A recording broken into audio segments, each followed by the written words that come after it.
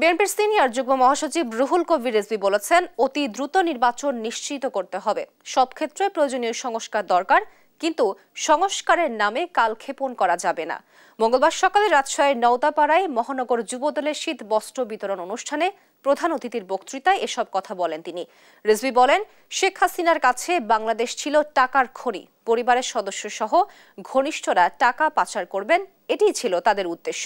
শেখ পরিবার ভয়ঙ্কর দুর্নীতিবাজ ছিল বলেও মন্তব্য করেন তিনি।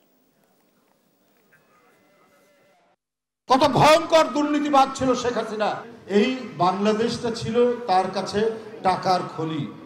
এই খনি থেকে টাকা উত্তোলন করবেন তিনি, তার পরিবারের লোকরা সেটা বিদেশে পাচার করবে। অতি দ্রুত গণতন্ত্রের আরো যে সমস্ত শর্ত আছে, অর্থাৎ অবাধ সুষ্ঠু নির্বাচন, সেই সুষ্ঠু নির্বাচন আমাদের নিশ্চিত করতে হবে। সংস্কারের নামে কালক্ষেপণ করে শুধু এইটা নিয়ে বাদানুবাদ এবং এটা নিয়ে তর্ক বিতর্ক চললে পরে আমাদের যে প্রধান অবজেক্টিভ, বাংলাদেশের মানুষ 17 বছর তারা ভোট দিতে পারেনি, অবাধ ও সুষ্ঠু নির্বাচনকে আকাশের দূরতম তারা করে দেওয়া হয়েছে। মানুষ শুধু শোনে, জানে, কিন্তু আসলেই কোনো অবাধ সুষ্ঠু নির্বাচন হয়নি। এগুলো তো নিশ্চিত করতে হবে।